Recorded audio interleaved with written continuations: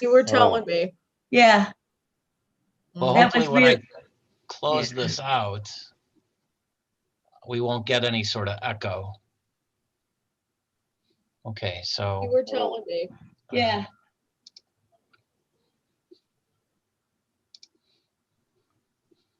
All right. Can you guys hear me? Yeah. All right, good. Okay, I think we're all set. Hold on now. I've got.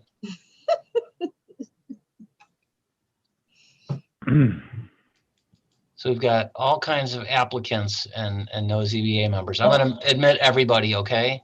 Let them all in. All right. Why not? Those are the pre-hearing, right? Or Yes. Likely. okay. We got 3 pre-hearings and then the public hearing.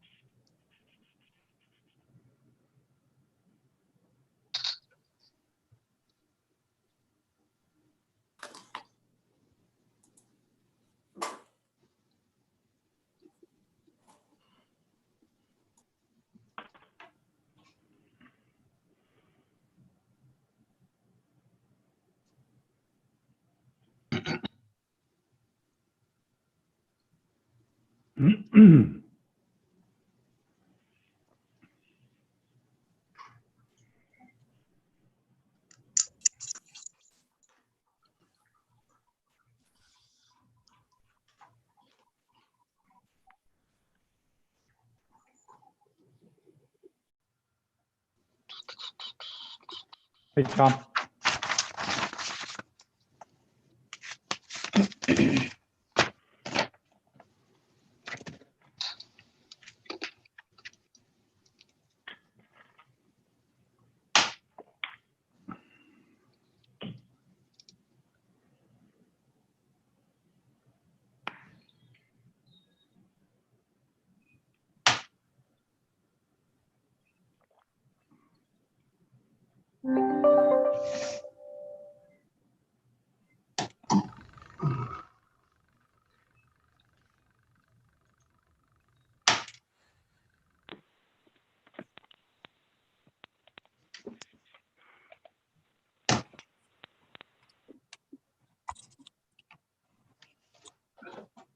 I'll be with you shortly.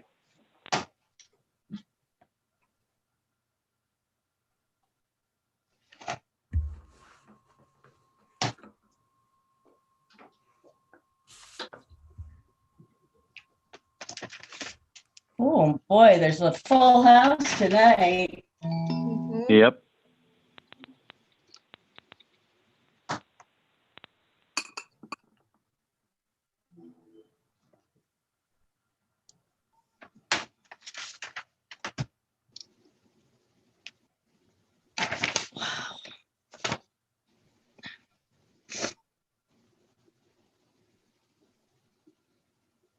Hi, this is Joe.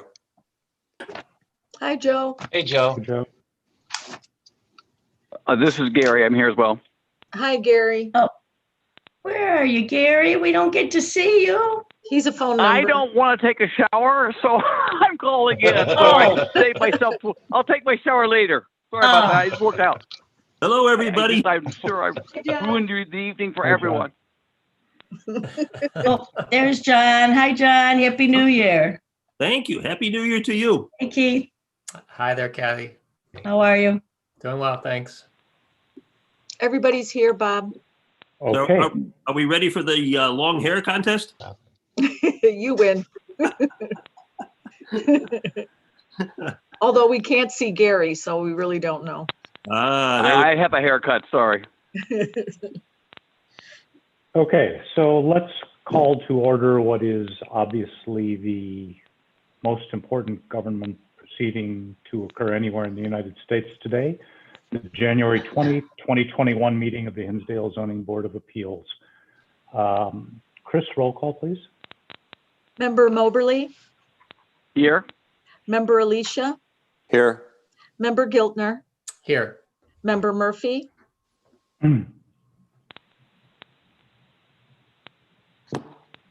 Got on Tom. mute, Tom. Here, sorry. great. Member Lee, Here. Member Podliska, Here. Chairman Neiman, Here. Before we proceed to the approval of minutes, I have a statement that I need to read. On September 18, 2020, Governor Pritzker entered the latest in a string of emergency declarations related to the COVID-19 pandemic. In light of that declaration, and consistent with various executive orders entered by the governor and the recent amendments made to the Open Meetings Act and Public Act 101-640, it is not practical or prudent to conduct an in-person meeting. This open regular meeting of the Hinsdale Zoning Board of Appeals is therefore being conducted remotely. Public Act 101-640 allows public bodies to meet remotely during public health disasters, so long as the public is able to monitor the meeting and certain other conditions are met. Public comment is permitted during the receipt of requests, motions, pleadings, or requests to make public comment of a general nature portion of this meeting and during any public hearing. When we get to those portions of the meeting, I will ask any people wishing to make public comment to identify themselves. We have a very full agenda this evening. The first matter on our agenda is the approval of minutes from our December 16, 2020 meeting. Does anyone have any, in addition to the corrections that Chris circulated earlier, does anyone have any additional edits to those minutes? Chris, the only one I had was a closed quotation mark on page 1, line 33. okay. Thank you. Do I hear a motion to approve the minutes of the December 16, 2020 meeting? Oh, so moved. Second. Chris, roll call, please. Member Moberly, Yes. Member Alicia, Yes. Member Giltner, Yes. Member Murphy, Yes.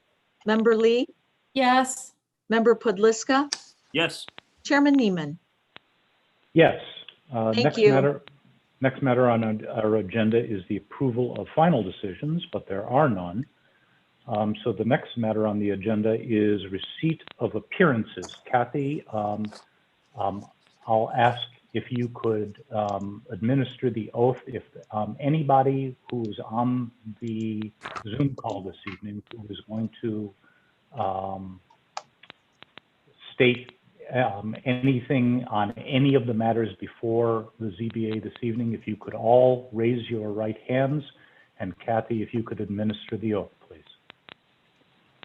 You and each of you do solemnly swear that the testimony you're about to give should be the truth, the whole truth, and nothing but the truth. Say, I do. Oh, you're I all do. on mute. You're all on mute. I do. I do. I do. I do. I do. Thank you. I do. Okay, Do. Thank you. thanks, everybody. Next matter on our agenda is receipt of requests, motions, pleadings, or requests to make public comment of a general nature. Is there anyone on the call this evening who wants to address the board on any issue other than issues related to matters that are before us, either for pre-hearing or for a public hearing? Hearing none, we'll go to the pre-hearing and agenda settings. We have 3 of those this evening. Because we have such a full agenda this evening, I'd ask each of the applicants on the pre-hearings to try to be brief. I know that's difficult, but I'd appreciate it if you could try. First matter on our agenda for pre-hearing is case V-07-20, 425 and 417 Elm Street. Hi, my name is Jenna Edelmeyer. I'm with Michael Abraham Architecture. I'm just going to go first and give a brief background of the variance that we are requesting this evening, and the homeowners will give a brief explanation as well. So the homeowners currently own 425 South Elm. They are doing renovations and moving in this year. They would like to buy the vacant lot at 417, the next door neighbor. In trying to do a lot consolidation, we trigger a variance request because of meeting our minimum total side yard requirements. So the existing house is to remain, but once we make our lot wider by combining the two 425 and 417 into one lot, our interior side yards become much larger. And so the existing house would be sitting in the interior side yard setback, even with the minimum, on the one side. So at this point in time, we're looking for roughly a little over 5 feet as a relief. We are not looking to do any renovations or any additions or extend the existing nonconformity. If they were to combine the lots, nothing would be done on that side of the home. Susie and Steve, if you'd like to give a quick. Yeah. Hi, I hope everybody can hear me. My name's Steve Gretzma. This is my wife, Susie, sitting next to me.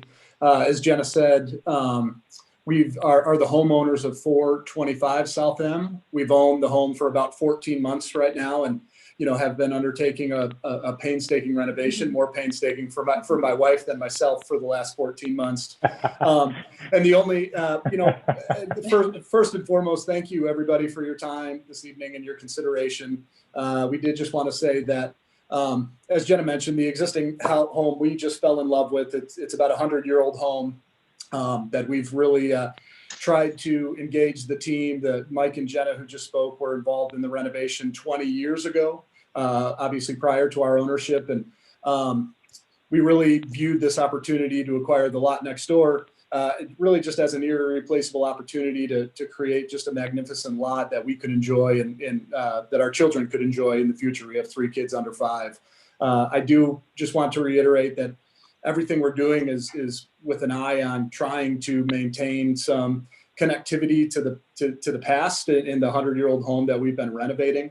And we look forward to doing that, hopefully with the spirit of the village and what everybody would like to see done there. Hopefully creating a property that looks like it's been that way for 100 years and keeping in mind what the village is trying to accomplish there. We fell in love with Hinsdale. We fell in love with this neighborhood, and as much as creating a phenomenal place for us to enjoy for the foreseeable future, we really are trying to do it because we really valued the history here and what we were trying to create with the property.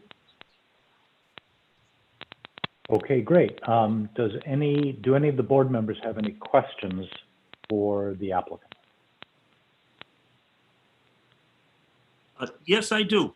One of the things that was indicated here is that while you've got the conforming problem with the lot line, if you join the 2 lots, it would actually reduce some of the other present non-conforming aspects of the lot. The FAR, the lot coverage, and the building coverage. And I couldn't see in here though, but do you know what the current FAR is for that property? The lot as it stands right now.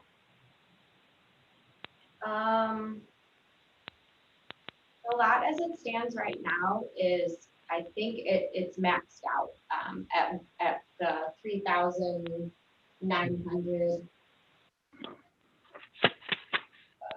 Yeah, it's roughly 3,848. So the existing lot size. Okay. And how about lot coverage? Do you know what that is right now? Lot coverage as of right now is, the building coverage is 2,728. Okay. And the building coverage, or are you looking for all of the, Yeah, everything, the total lot coverage. I don't have that on hand. Okay. Does it presently exceed what would be, in other words, it's a non-conforming lot, so does it presently exceed the, let me see here, 5785, I guess, is what the code would permit. Right, so we're currently not exceeding. Okay. We're actually minimizing some paving in the back with their renovations, so they're not exceeding. No. So the renovations that we did 20 years ago had to meet the current code. Okay. Any other questions from the board members? Well, let me just ask one other thing. There's an indication here in your filings that if there ever was to be new construction on the property, then there would have to be compliance with the existing setback, the 15.38.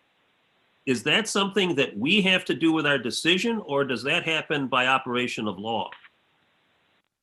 From our understanding, it is the operation of how the code is. So we would get a variance for what is existing, but anything that was built new would still have to maintain the interior setback requirement, the present. Okay, so yeah, if the current house were to be knocked down and a totally new structure put up, then there would have to be a return to compliance with the setback of the 15.38, right? Correct. Okay. Now, do we though get into this problem of what is a renovation versus what is new construction? I suppose there's still that wrinkle involved, that the quote unquote new house, if it maintains certain portions of the old structure, someone could build an essentially new house there and still not have to comply with the 15-foot setback. Right. I understand. And we had that come up in the past, but I don't believe that the scope of work is going to come anywhere near the definition of demolition, which we ended up with we had that problem down on 9th Street. They took too much of the existing structure down.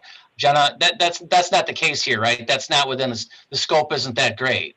No, I mean, currently they're renovating the entire interior of the house. Nothing is being modified on that. I mean, they're going to move into the existing house as is this year. So it would just be if they decided to renovate the existing detached garage or something of that matter. We wouldn't be knocking it down and building anything. It's just to combine the two lots. We have variance in order to combine the two. To be clear, the lots cannot be consolidated unless we get a variance for the location of the existing structure on what would be the consolidated lot. Yeah, no, I have that. I'm just raising, and it looks like the current property, the current building, it's going to be fine if that variance is granted. What I'm looking for, though, is down the road in the future, were there to be new construction on the site, are we giving something away here that we would not be able to get back? In other words, somebody could come in and do what would be a renovation very close to a new structure, but they would still have the benefit of the variance that we would be granting here. The variance number that we are asking for is the calculated number based on the width of the lot. So, you understand? There's a calculated number based on the width of the lot. So whether it's a new house or any additions, that number would be the same. And once these lots were consolidated, there would be no way to subdivide them again unless they were both conforming. I don't think that's the question, but yes, that's true too. Okay. Okay, thank you. Right? Any other questions from the board members? Okay, so for the public hearing next month, I always recommend that someone be prepared to go through the criteria for the variance as you've stated them in your application, and not just to repeat what you've written, but to explain to us why you meet each of those criteria.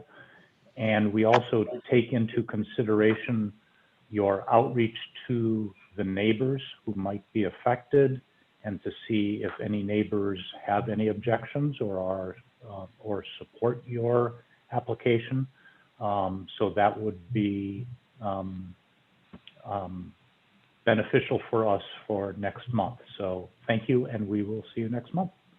Thank you. We've been anticipating that last point and are prepared to do so. Thank you very much. Great. Thank you, everybody. Thank you so much. Okay, next matter on our pre-hearing agenda is case V-01-21, 428 East 55th Street.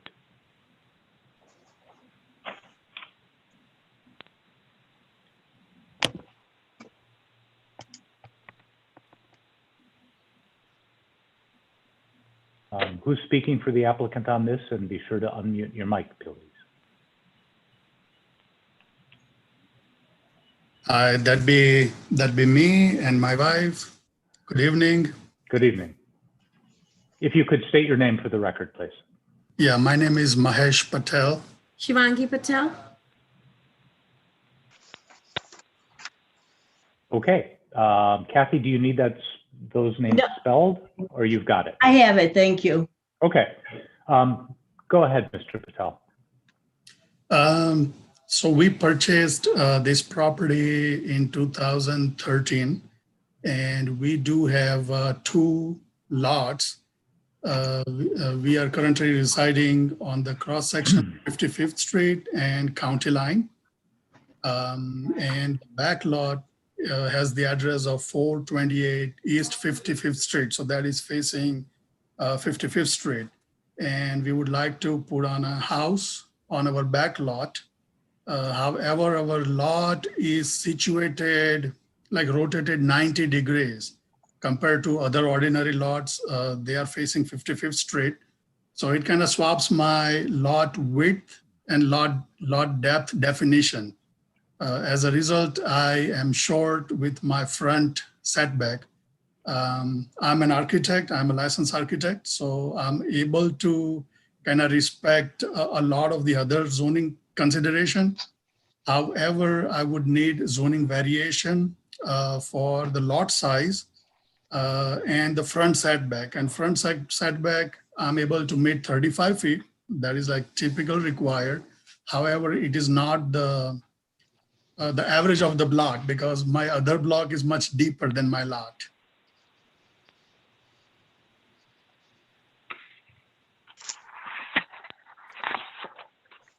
Understood.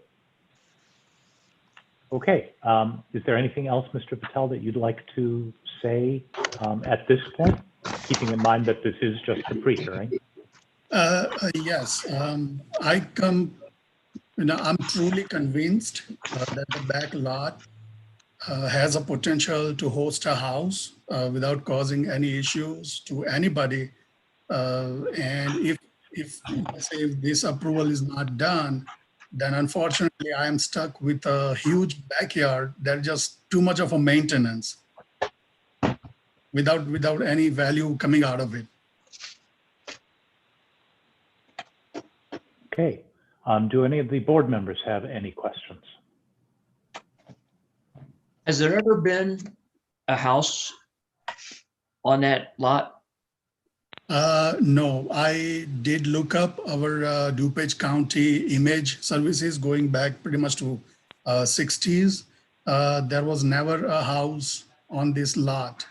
But in my submission, if you look at the lot orientation for 5500 as well as the 428, it's pretty obvious that it is rotated 90 degrees.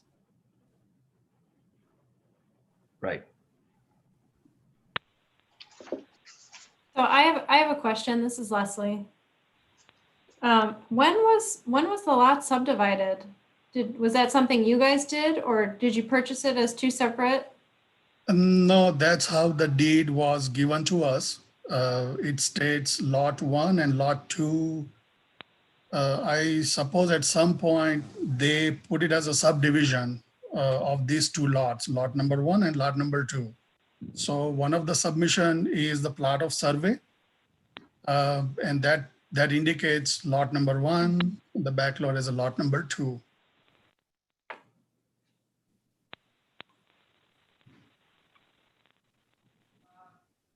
Any other questions from the board?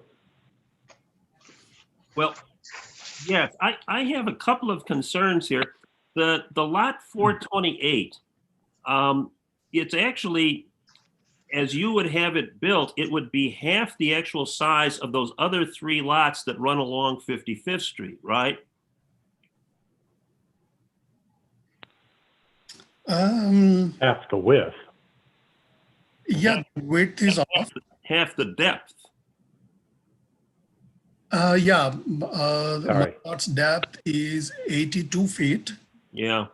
Whereas I think my neighbors are 100 something. I can look it up on the Yeah, well, because I'm looking at the diagram of it, and those other 3 lots on 55th Street, 424, 420, and 5505, they go deeper into the block because they take up what is the back end of 5502, your next door neighbor, right? Yeah, that is correct. And I did think about this. And okay, let's just look at the overall size of these 3 lots. They are deeper, Yeah. 55th. Yeah. And if you look at the land area of these 3 lots, there are 3 lots on the right-hand side, right? But there are only 2 houses. My neighbor 5502, he has a house, and 5500 has a house. So with the same land, we have 3 houses on one side versus we have 2 houses on the other side. Okay, so 428 is a little bit wider than 424 and 420, even though it's only half the depth. So it's more than half the size of those other Correct. 3 lots, right? Correct. Okay. Have you discussed with your neighbor there to the south of you the possibility of extending 428 to the back end of their lot, or is that at all feasible? Where's the position of their house? I suppose that's going to be the key problem, right? Yeah, my neighbor, we get along very well. He's Mr. Murray, and we chit chat all the time in his back lot. And he loves his back lot dearly, and he maintains it pristinely. So I don't know if it would be a good conversation. Okay. On the other hand, if you look at, that's my southern exposure. So let's say if I put a house there, and I have tried my very best to keep the new house very far away from where his house ends, right? So that I have privacy. Basically, my house would be looking pretty much onto his backyard and everybody else's backyard on county line. Yeah. Open. Have you gotten any input from the fellow there at 5502 as to what he thinks about your idea of putting this, having a structure on 428? Is he on board with that? We care about it all the time. We talk about it all the time. Okay. So, he is always teasing me like, hey, Mahesh, when are you putting on the house here? Okay. He's asking, when are you building it? Okay. All right. Because I guess my one concern I have is that this 428, it looks like it's the smallest property, the smallest lot on this entire block, right? Your observation is correct. And that's why I kind of looked at some of the other homes. Like, I also want to kind of put my investment where it kind of makes sense, right? Yeah. So there are at least 6 other homes. They face 55th Street from Hinsdale Central, right, to County Line, in between my house. And I've given like 3 addresses in my submission here that they do have very similar lot area, as well as they also are maintaining 35 feet front setback. That's what also I'm going to maintain. Unfortunately for them, their lot line pretty much touches 55th Street. Fortunately for me, I've got roughly 10 feet of like a buffer land. So even when I maintain 35 feet, I'd be like more likely 45 feet away from the road. They are pretty much on the road. Okay. So I did some comparison, and I wanted to make sure that what I'm asking is reasonable. Mm-hmm. It's not like totally unreasonable. So I did some research, and I truly believe that I'm asking a reasonable favor. Okay, let me just ask you one more thing. The traffic issue on this house is going to have to, the driveway is going to, of course, be going out into 55th Street. That is going to be quite a challenge, I would think. Is there a possibility of putting in a circular drive here, or have you got enough of a setback that you can work with that you would be able to put a circular drive in there? Yes, and there is a reason that I'm putting in a circular driveway. As a matter of fact, this traffic situation, I think that was predominantly, like, it was the original reason that the land planner, they put 2 lots like on 55th and one deeper on the county line. I tried and explained that in one of my pages, that if it was done the same way as the other 3 lots, then lots would be facing 55th Street, and 2 of them would be very close to county line cross section. So we can forget about turning left, right, from 55th, because there is a middle, like a left turn lane as well. Okay. So that would have been really bizarre. That's why the land planner probably did this kind of a layout. Okay. And with the circular driveway, when I'm coming in eastward on 55th, I can easily come in. And I can go out on the right-hand side if I'm heading eastbound on 55th. But let's say if I want to face westbound on 55th, then I would use the further away from the cross section driveway. And that's why I kind of indicated that a circular driveway with 2 entrances kind of makes sense for this property. Okay.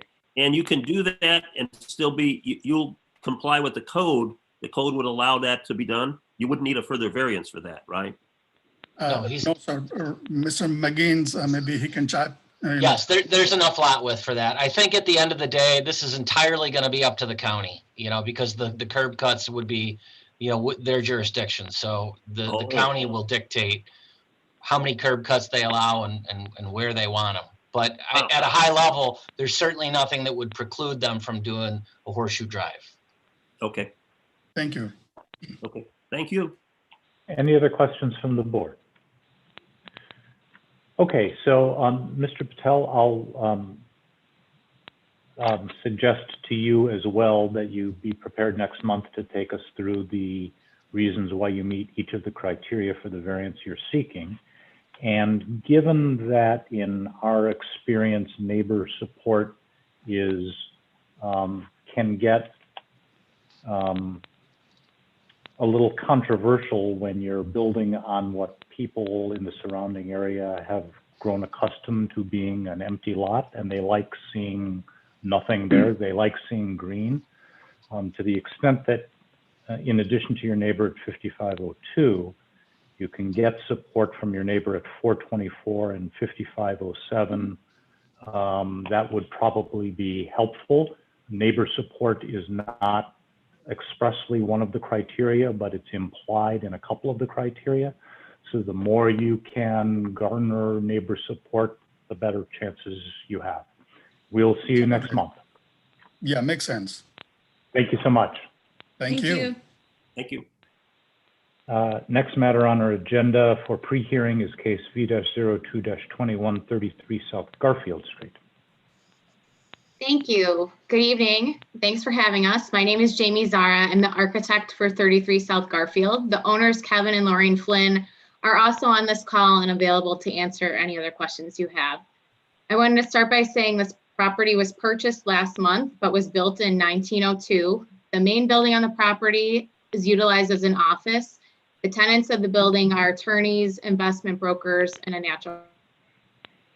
It will remain as is with the same tenants. The accessory structure, which is a barn at one time and was converted decades ago into a residence, this structure will remain as a single-family residence that will be used by the Flynns.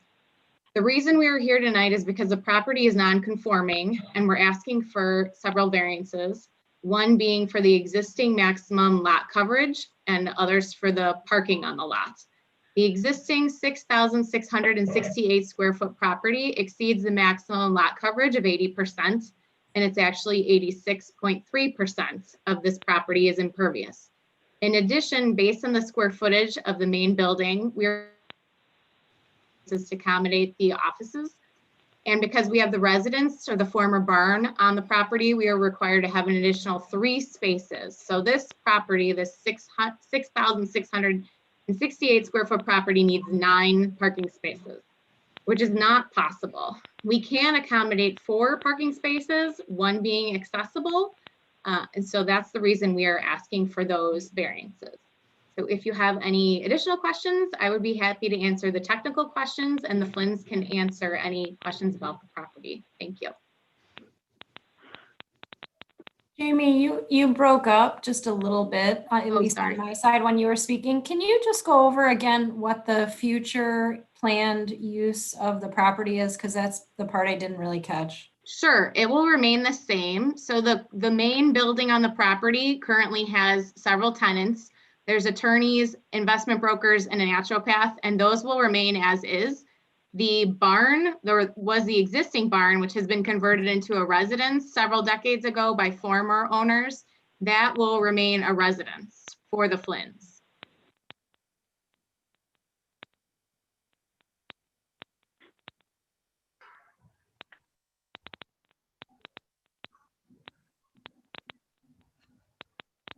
Could I ask you, do the Flynns need the 3 spaces that are set aside for them? What has then been their input into this? Is that something that's going to help us figure out whether, if we come down to the 4, it's going to be a workable solution? Lorraine and Kevin, can you answer that? Yeah, this is Kevin. Thank you for hearing us today. Yes, we believe that is a workable solution, and we think that that's probably the only solution. Now, how many, he had asked how many parking spaces do you actually need for that residence? Oh, for the residents, I would say probably 1. But the residents, yeah, I think 1 would be adequate. Okay. Okay, thank you. Any other questions from the board?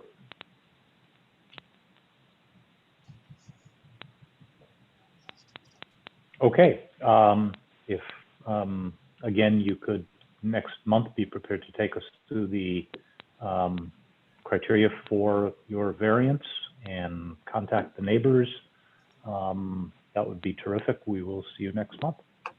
Thank you for your time. Have a good night. You too. Thank you. Thank you. Okay, next matter on our agenda is the public hearing in case V-06-20, 5500 South Grant Street, Hinsdale Central High School. Good evening, board. This is Nick Grail with Archon and Associates, here to speak on behalf of the district in regards to our variance requests. With us tonight, we also have Jason Oskrup, who's the district's facilities director, and Dorothy McCarty and Jack Stump with Cotter Consulting. They are the owner's representatives for the project.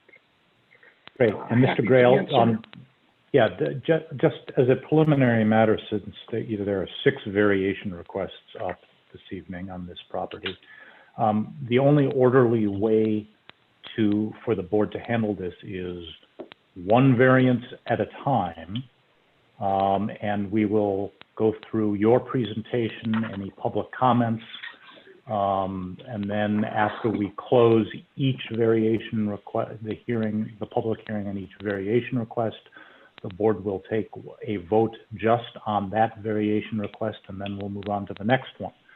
For purposes of the record, and Rob, correct me if I'm wrong here, variance request numbers 2, 4, and 5 will be mere recommendations by the ZBA that have to go to the Board of Trustees for final approval. The others, we have authority to grant final approval. Rob, is that correct? Just to confirm, if you look in the staff memo, the first variation request for the grandstand and press box structure, that the ZBA has final authority on. The balance would need to move on to the Board of Trustees as a recommendation.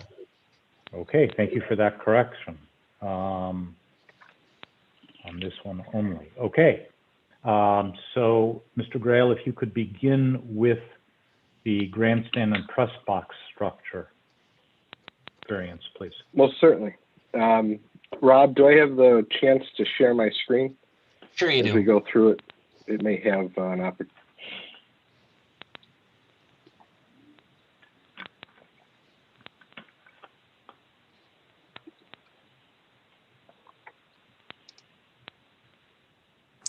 Hey, Rob, while he's doing that, can I just clarify? It looks like in your note, it says the ZBA has final authority on the request for an increase in fence height and permitted materials as well. So I had amended that and sent out a revised memo earlier yesterday. Okay. There, in talking to the village attorney, there seemed to be some question over whether or not the ZBA had final authority on fence variations. There seems to be a conflict between the fence requirements in the building code. You know, in 912. J talks about ZBA authority, but if you go to the zoning code in 11503, it talks about permitted variations. It doesn't, and it says that the ZBA has express authority over this list of variations, and fencing's not listed in the zoning code as one of those requests. So out of an abundance of caution, we thought it safer to stay the course and do what we did with phase one of the high school's improvements and move those fence variation requests onto the board just to be on the safe side. Okay, got it. That makes sense. Thanks. Okay, I should have the screen up. Everybody should be looking at the overall site plan of the high school. And everybody can hear me okay? Yes. Yes. Excellent. Okay, so I'll jump in here with the grandstand request and try to be as brief for the group as possible. I know we got quite a bit to go through tonight. So first request here is in regards to the existing grandstand and press box on the home side, just off of Madison Street. Replacement of their existing structure. The variations we're seeking from the board are in relation to the accessory structure is in the required corner yard setback. That is an existing condition today, so it's existing non-conforming, and the replacement is fairly one for one and would go back within that setback. The accessory structure exceeds the height limitations. Again, that is an existing non-conforming condition. The existing press box and grandstands exceed accessory structure height. The code requires 15 feet. We are, as we discussed at the pre-hearing several weeks ago, we are improving the situation as far as how high the structure is. The existing press box roof is about 23 feet 6 inches tall, and our new structure is 22 feet 9 inches. So are we lowering it a lot? No. But are we improving the situation? Yes. We're also asking for variance to waive the landscape and screening requirements for the open area. And again, that is existing non-conforming. We'd be putting the site back as it is today. And we'd also be preserving, there's a line of evergreen trees that provide some screening off of Madison Street to the fields. Those are all scheduled to be protected and to remain. Related to that, we're also looking for alleviation to waive the outdoor activity area open space buffer requirements. Again, existing non-conforming. For the standards of variation, to summarize without repeating verbatim our application, it's an existing replacement 1-for-1 of the structure. As far as seating goes, we need to upgrade to meet accessibility codes. So our seat counts relatively remain unchanged. The existing seat count is 2,402 with no accessible seating, no ramps to get up into this area.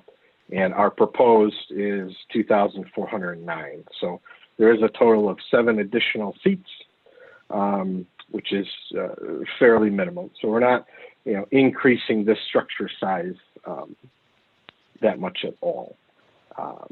We are improving the situation. The structure will be lower than what it is today. Really, that's a factor of sightline revisions to get better sight lines within the press box and spectator seating areas. Some questions were raised in between our pre-hearing and the public hearing tonight about use of the existing gate here off of Madison to the west of the Huddle House. There's a turnstile and gate. The main use of that, and again, we're not touching that at all with this variation request or the other site improvements. Those gates are existing to remain. Our fence work, which we'll discuss later, in an additional variance, is to the north, and it's a factor of replacing these grandstands. Those gates are mainly used in the mornings and afternoons for just general site circulation for kids coming in, going to school. So students enter off of Madison here to get into the high school for residents living across the street here. That's the majority of what that's used for. It is used during sporting events, be it use of any of these fields, athletic fields back here. However, it probably only takes in, when we took a look at ticket sales, 10 to 15% of ticket sales, people entering, exiting that gate.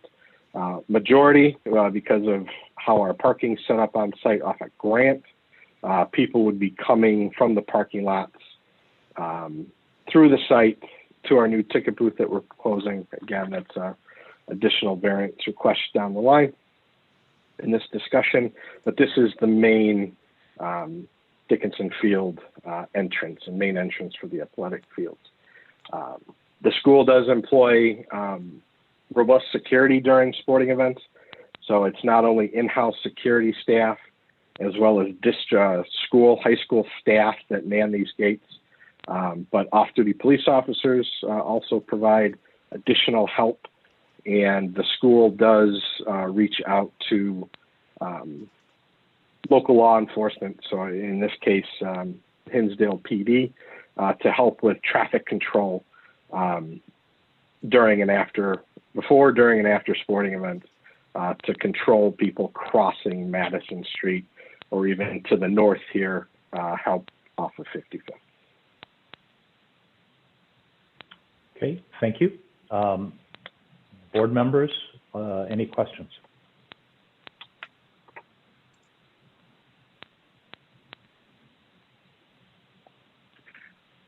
Anybody?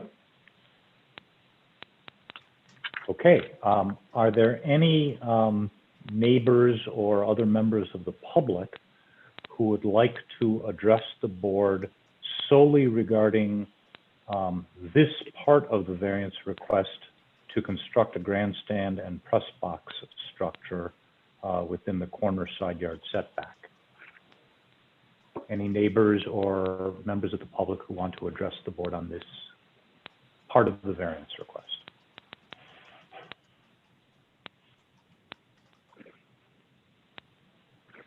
Okay. Hearing none, is there a motion to close the public hearing in case V-06-20 regarding, solely close the hearing regarding the first part of the variance request to construct a grandstand and press box structure within the corner side yard setback? So moved. Second. Roll call, please. Member Moberly, Yes. Member Alicia, Yes. Member Giltner, Yes. Member Murphy, Yes. Member Lee, Yes. Member Podliska, Yes. Chairman Neiman, Yes. Okay, board members, who wants to begin the debate on whether to grant this variance request, this part of the variance request?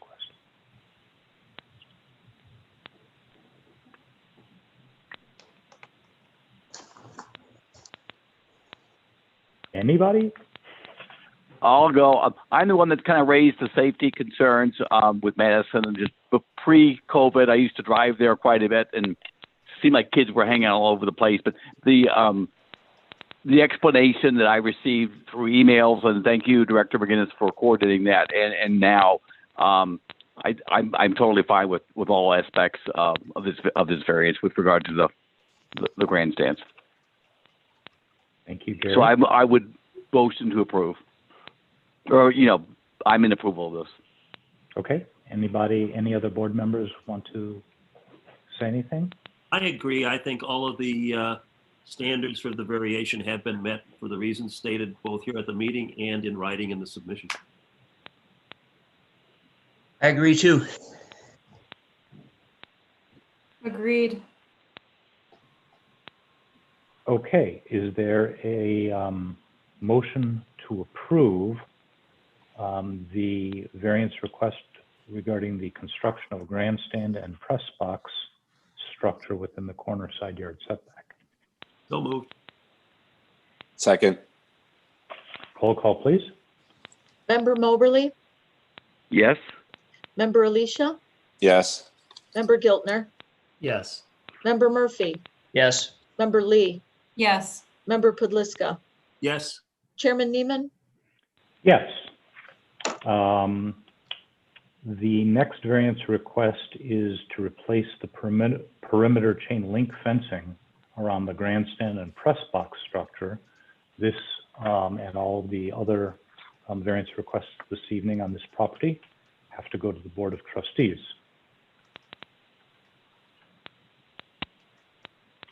Okay.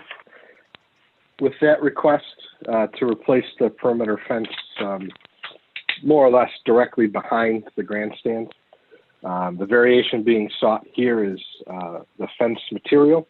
We're looking to allow galvanized chain link fence in order to match the existing conditions that are there today.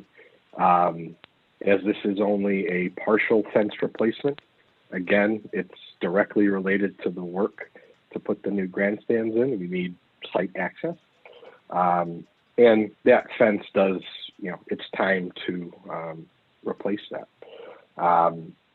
As far as a summary goes for standards for variation, again, I'll stress that this is a one-for-one replacement of an existing non-conforming condition.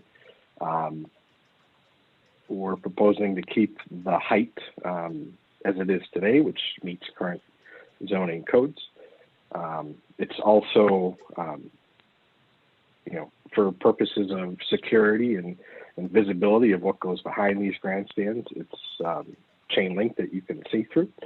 And again, that's a security item mainly for the school here. Pretty straightforward on this one.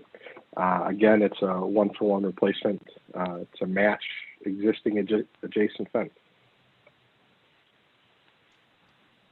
Okay. Questions from the board?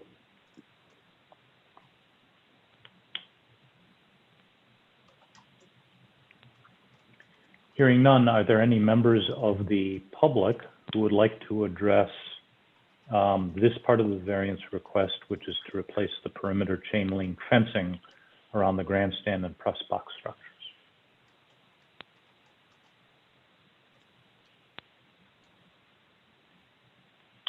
Do I hear a motion to approve No, we need to the, close the hearing, Bob. oh, sorry. The motion to close the hearing on the portion of the, thank you, Chris, on the variant, the part of the variance request to replace the perimeter chain link fencing around the grandstand and press box structure. So moved. Second. Roll call, please. Member Moberly, Yes. Member Alicia, Yes. Member Giltner, Yes. Member Murphy, Yes. Member Lee, Yes. Member Pudliska, Yes. Chairman Neiman. Yes. Okay. Board members, who would like to begin the discussion of this part of the variance request?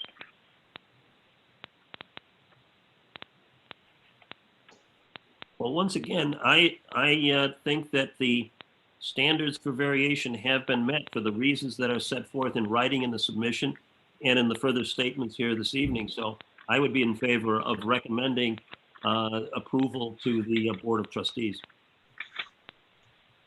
I agree. I agree with John. Agree. Any board members who don't agree or who want to debate this? Okay, is there a motion to approve the part of the variance request in case of E-06-20 regarding the replacement of the perimeter chain link fencing around the grandstand and press box? So moved. Second. Roll call, please. Member Moberly, Yes. Member Alicia, Yes. Member Giltner, Yes. Member Murphy, Yes. Member Lee, Yes. Member Pudliska, Yes. Chairman Neiman. Yes, since this variance request has to go to the Board of Trustees, I'm supposed to state for the record the reasons why the board granted the variance request for the Board of Trustees consideration. In our view, the proposed fence has to be removed and replaced due to the construction. The intent is to match the existing fencing around the press box. Therefore, it's going to be identical to what's there now. It's not self-created, where the grandstand has to be rebuilt because it's deteriorating. The fencing will again be identical. If the request is denied, Hinsdale Central would not be able to match the existing adjacent fencing on Madison Street. It's not merely a special privilege because the school wouldn't be able to use the football field in the same way as it does now. It's the request for the variance is consistent with code purposes. It doesn't in any way alter the essential character of the area because it's merely replacing what's there now. And the school has no other remedy. And therefore, for all of those reasons, we recommend that the Board of Trustees grant the part of the variance request to replace the perimeter chain link fencing around the grandstand. The next part of the variance request is to construct a ticket booth that exceeds the allowable height for an accessory structure. Okay. With our ticket booth request here, the variation, I'll just reiterate that we're requesting the structure proposed exceeds the height limitations of 15 feet. We are asking the board to allow the structure to be 17 feet at its tallest point. The reasons being, in summary of the standards for variation, we are trying to match the roof lines of existing non-conforming structures. Specifically, what's labeled here is the Huddle House, just south of Dickerson Field. As well, exceeding the height for this accessory structure within the athletics area is consistent with previously approved variations last year with our phase 1 applications for the soccer shelters, which are here just south of that off of Madison. In addition to that, this building accessory structure is deep within the site, away from really public view off of Madison and 55th, and well without a view from 57th Street. Whereas previously approved application last year for phase one, these structures were much closer, actually within the setback off of Madison. So we feel that exceeding the accessory structure height by 2 feet is in line with other variation requests that we've been granted.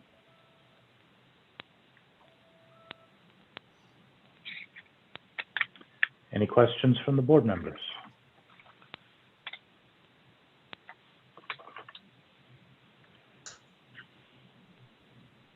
Hearing none, any questions or comments on this part of the variation from the public?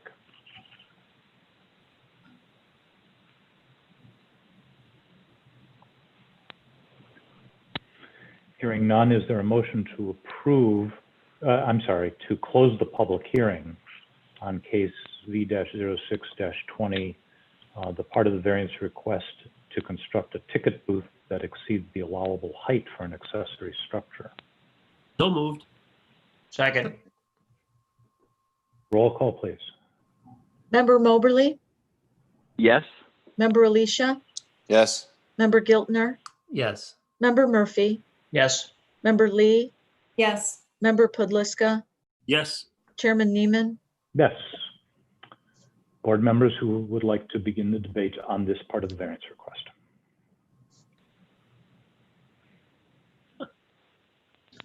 I think this one also meets the standards and should be approved as well. I agree. Same. Concur. Agreed. Is there a motion to approve the part of the variance request in case V-06-20 to construct a ticket booth that exceeds the allowable height for an accessory structure? So moved. Second. Roll call, please. Member Moberly, Yes. Member Alicia, Yes. Member Giltner, Yes. Member Murphy, Yes. Member Lee, Yes. Member Pudliska, Yes. Chairman Neiman. Yes. As this approval to construct a ticket booth that exceeds the allowable height for an accessory structure also has to go on for further approval to the Board of Trustees. I'm required to cite for the record the reasons why the zoning board has recommends that the Board of Trustees approve this part of the variation request. The proposed ticket booth is trying to match the architectural aesthetic of the existing Huddle House nearby to the south of the football field. It's not self-created. The unique physical condition is not the result of any action or inaction of the owner. It existed prior to the enactment of the code and no compensation was paid. If the request were to be denied, Hinsdale Central would not be able to have a consistent aesthetic for the football field accessory structure, and God knows we need consistent aesthetics for anything near the football field. Oh, come on, be nice. I would argue Sorry, that sorry, there's some people that would. You're trying to test that we're not falling asleep on you. We're all here. That's exactly right, Gary. Sorry. It's not really a special privilege. The request is consistent with previously approved variances on site for accessory structure heights. It's consistent with code and plan purposes. Given the purpose and location, it's consistent with the essential character of the area, which is a football field. And there are no other remedies that would result in a use and aesthetic not consistent with what's currently there. And for those reasons, we recommend the Board of Trustees approve that part of the variance request to construct a ticket booth that exceeds the allowable height for an accessory structure as well. Let's move on to the part of the variance request to replace the chain link fencing backstop around the varsity baseball field. Okay, so with this request here, it's related. Currently, the existing condition here at the backstop of the baseball field, again, this is for the varsity folks over at the high school, is existing non-conforming. So like any baseball diamond, it's a chain link hooded backstop. What we are proposing for variation is a variation in fence material and fenced height. We're looking to allow, from a material standpoint, safety netting and poles, and from the height, allow that safety netting and poles to be 40 foot in height. Again, this is an upgrade of existing non-conforming condition. It's well within the standard realm of what's being done for baseball and softball fields these days. This safety netting is an upgrade as far as safety goes. It's a better condition for the patrons watching the games behind than just the hooded backstop alone. It's also, in our opinion, an upgrade in aesthetics, better sight lines through the netting. It's consistent with our variation requests that were approved by the village last year. We installed safety netting here off of 57th and Grant Street for the junior varsity baseball field. It's also consistent of an existing structure for the varsity softball field here to the north off of 55th Street that was done several years back. So it's consistent with other fields on site. Upgrade for safety, upgrade on the aesthetics. We are putting a masonry knee wall below that to dress up the field. And that sums up the standards that we feel that this meets the code, spirit of the code. Okay, any questions from the board?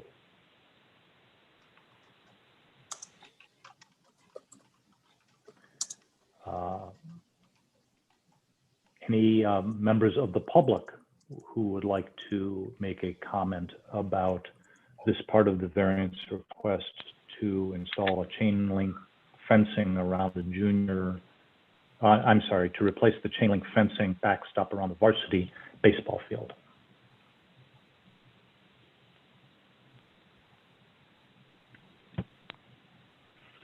Hearing none, is there a motion to close the public hearing in case V-06-20, that part of the variance request in that case to replace the chain link fencing backstop around the varsity baseball field? So moved. Second. Roll call, please. Member Moberly, Yes. Member Alicia, Yes. Member Giltner, Yes. Member Murphy, Yes. Member Lee, Yes. Member Pudliska, Yes. Chairman Neiman. Yes. Okay, who wants to begin? Which board member would like to begin the debate about the part of the variance request to replace the chain link fencing around the varsity baseball field?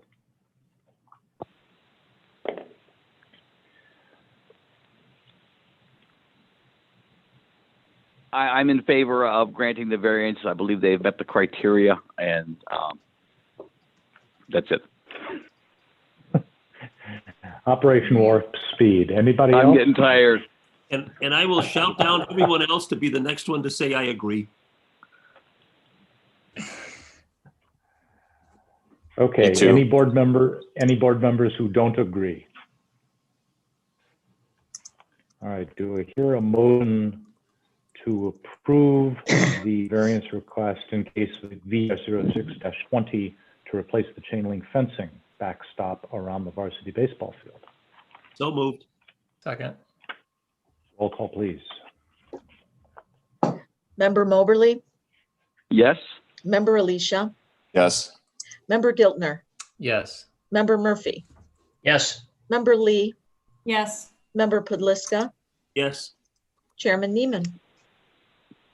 Yes, and again, that was a motion to recommend to the Board of Trustees that the Board of Trustees approve that variance request. Is everybody in agreement that it was, that what we've just voted on was to recommend approval to the board, or do we need to take a new vote? I agree. We're good. It's, Oh, okay, Chris, if you could make it clear for the record that the motion was to recommend to the Board of Trustees that they approve that variance request, not that we were approving it. I will. Again, because this has to go to the Board of Trustees, I'm required to state for the record the reasons why we are recommending to the Board of Trustees that they grant this part of the variance request. It's a unique physical condition. The proposed safety netting merely replaces the existing non-conforming chain link fence backstop, so nothing is really changing. It's not self-created. The unique physical condition isn't the result of any action or inaction by the owner. It existed prior to the enactment of the code and no compensation was paid. Absent a variance request approval, Hinsdale Central would be denied a substantial right because the school wouldn't be able to upgrade their current facilities and wouldn't be able to match other ball fields on the subject property. It's not merely a special privilege. Other than matching the similar existing conditions on site, the school would still need a variance request for a similar replacement of the chain link fence and backstop. It's consistent with code and plan purposes. It is an athletic field after all, and therefore it's also consistent with the essential character of the area. And the school has no other remedy, and therefore we are recommending that the Board of Trustees approve the part of the variance request to replace the chain link fencing backstop around the varsity baseball field. Next part of the variance request in case V-06-20 is to install a chain link fencing around the junior varsity softball and baseball field and the varsity baseball field. Okay.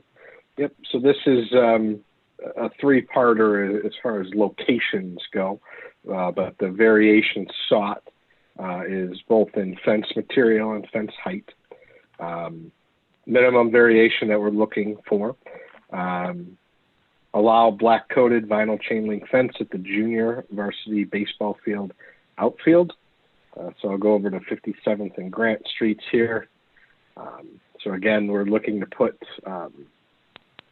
the chain link fence here in order to block the field of play from the required drainage basin that we had to install after review with the village's engineering department. That was from the application last year.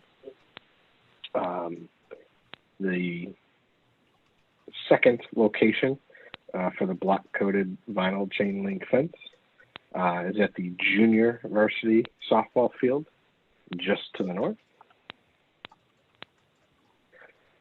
This is a one-for-one replacement of existing non-conforming structure.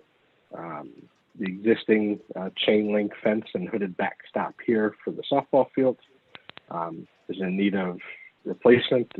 It's past its useful life, and we're looking to go one-for-one replacement on that. The third location is back at the varsity baseball field. Probably the best way to describe this is off the wings of the field in between the safety netting backstop that we've previously discussed and the existing dugouts. There's a small portion on each side that we're looking to replace one for one. Again, this is replacement of an existing non-conforming fence, black coated chain link fence in between the safety netting and the dugout shelters here to the south. The fencing in all three locations is consistent, not only with baseball and softball field standards. Just about any baseball field you'll go to will have this type of fencing, but it's also consistent with what's been previously approved by the village in phase 1 of our application last year for installation of vinyl coated chain link fence in other various areas in the athletic fields throughout the site here. That includes the junior varsity baseball field. There's black coated vinyl chain link below the safety netting in several locations.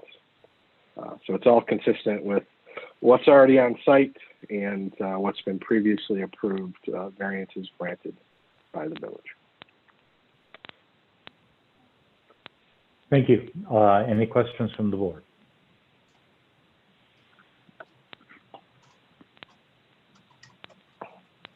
Hearing none, are there any members of the public who would like to address the part of the variance request in case V-06-20 to install chain link fencing around the junior varsity softball and baseball fields and the varsity baseball field?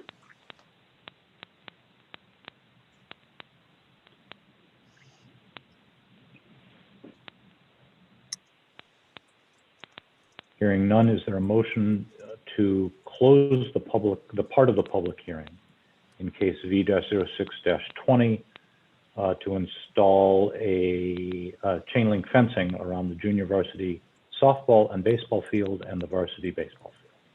So moved. Second. Roll call, please. Member Moberly, Yes.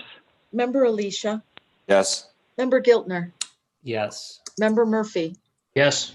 Member Lee, Yes. Member Pudliska, Yes. Chairman Neiman, Yes. Board members who would like to begin the discussion about this part of the variance request?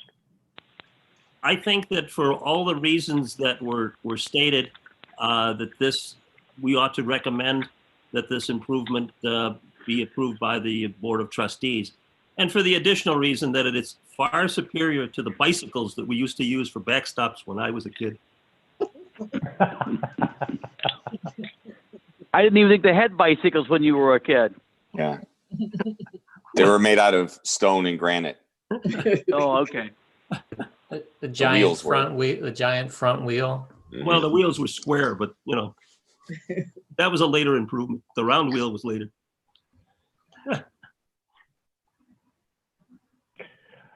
Is there a motion to recommend to the Board of Trustees the approval of the part of the variance request in case V-06-20 to So install moved. chain link fencing around the junior varsity softball and baseball field and the varsity baseball field?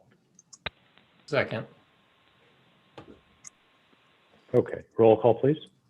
Member Moberly, Yes. Member Alicia, Yes. Member Giltner, Yes. Member Murphy, Yes. Member Lee, Yes. Member Pudliska, Yes. Chairman Neiman, Yes. Again, because this is a recommendation to the board, I will state for the Board of Trustees consideration the reasons why the zoning board has recommended that the Board of Trustees grant this part of the variance request. The proposed fence at the junior varsity baseball field outfield is needed to protect the field of play from the required drainage basin in the northeast, that's northeast of the field.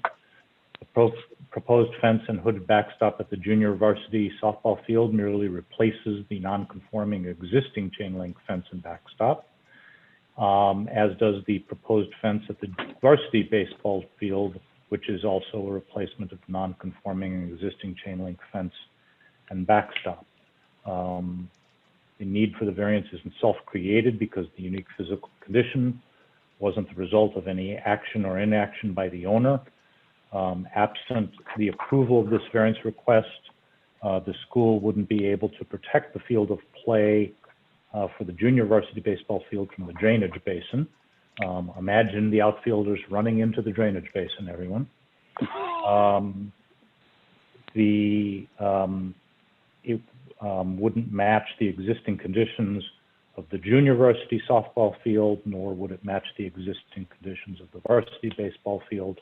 It's not merely a special privilege because the school wouldn't be able to use the athletic fields for their intended purpose in the same way as it does now. Other types of fencing would cause visibility and safety issues.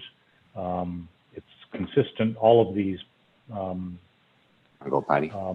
new fences are consistent with code and plan purposes and with the essential character of the area, and there are no other remedies for the school. Let's move on to the last of the 6 parts of the variance request, case V-06-20, to install parking lot light fixtures that exceed the allowable height. Okay, thanks for sticking with me here. We're on the last one. So the variation sought here, again, it's for these 2 proposed light fixtures. For the new lot here, unshaded, this lot was approved in previous phase 1 applications. We're seeking variation for the installation of these lights. The accessory structure that we're proposing exceeds the height limitations of 15 feet. For accessory structures, what we're proposing for these 2 light fixture poles is to allow the structure to be 27 feet 6 inches in height.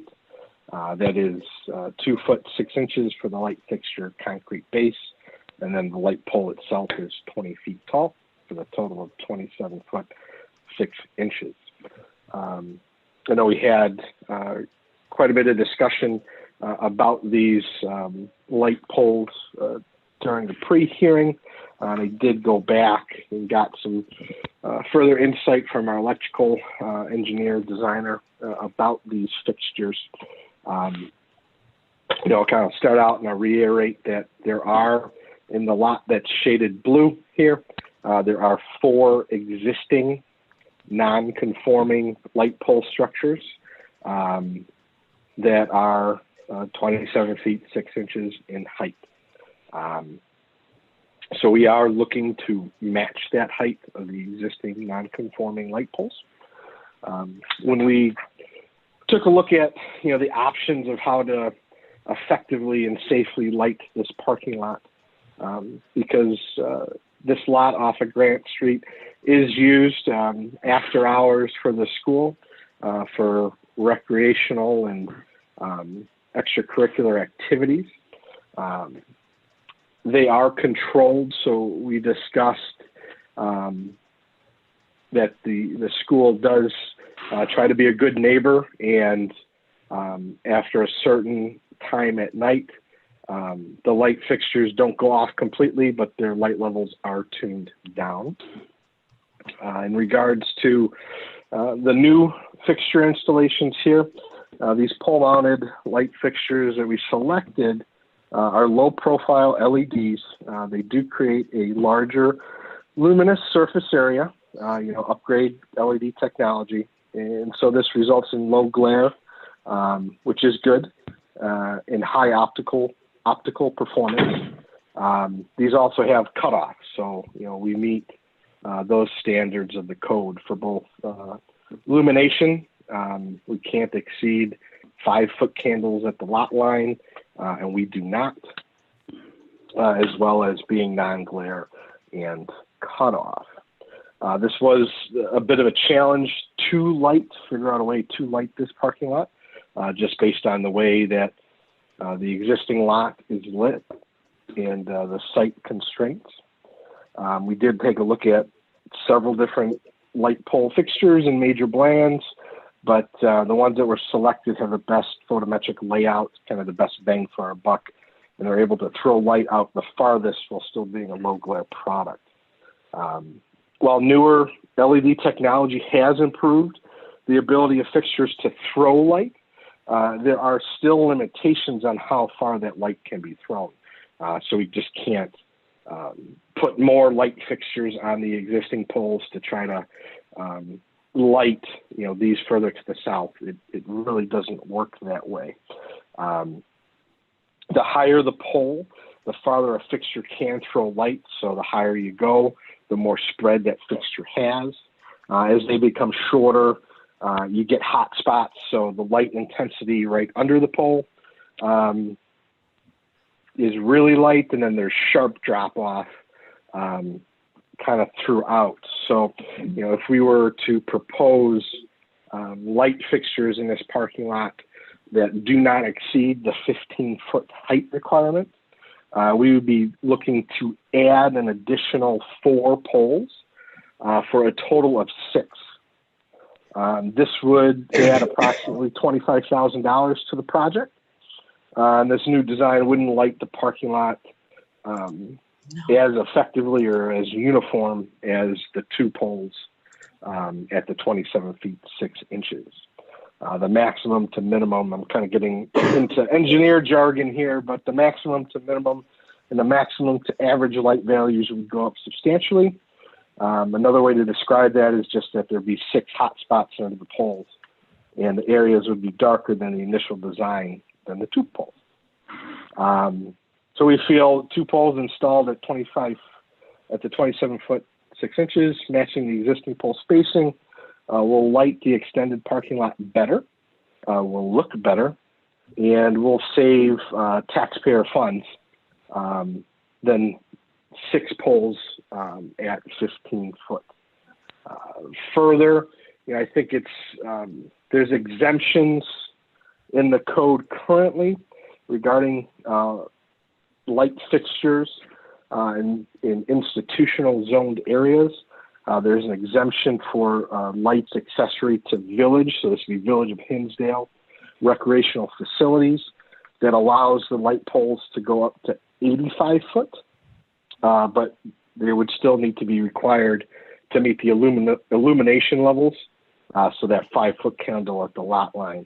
So we're well below that exemption for village accessory light fixtures to recreational facilities, when that's at 85 foot, and we're requesting 27 foot 6 inches. So we feel that this request is in line for the variation.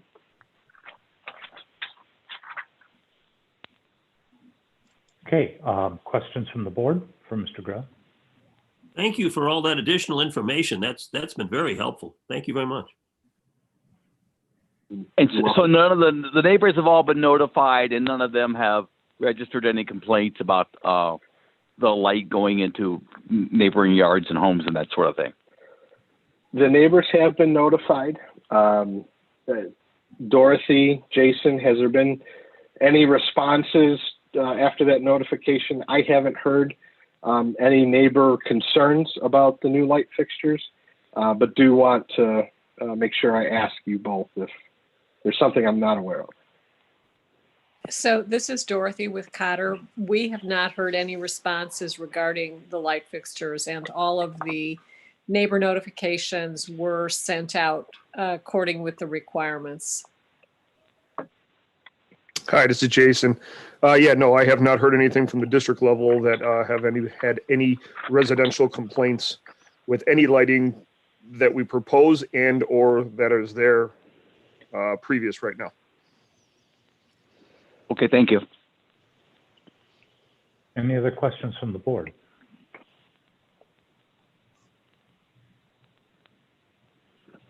Hearing none, are there any members of the public who would like to address the part of the variance request in case V-06-20 to install parking lot light fixtures that exceed the allowable height?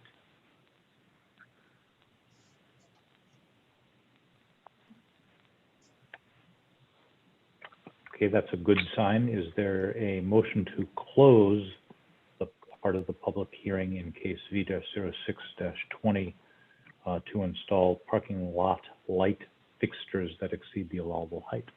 So moved. Second. Roll call, please. Member Moberly, Yes. Member Alicia, Yes. Member Giltner, Yes. Member Murphy, Yes. Member Lee, Yes. Member Pudliska, Yes. Chairman Neiman. Yes.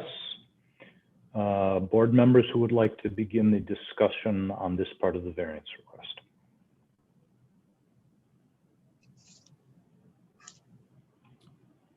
I think the additional information that we received tonight has convinced me. I had some questions back at the pre-hearing, but I'm convinced now that this is the most effective way of dealing with the lighting issue, and I would be prepared to vote in favor of it.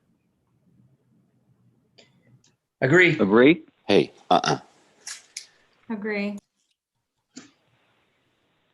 Did I hear a dissent, Joe? You did, but that was because my dog was trying to take the notes that I'm taking. It was a dissent. What does your dog think of this? Yes. I don't know.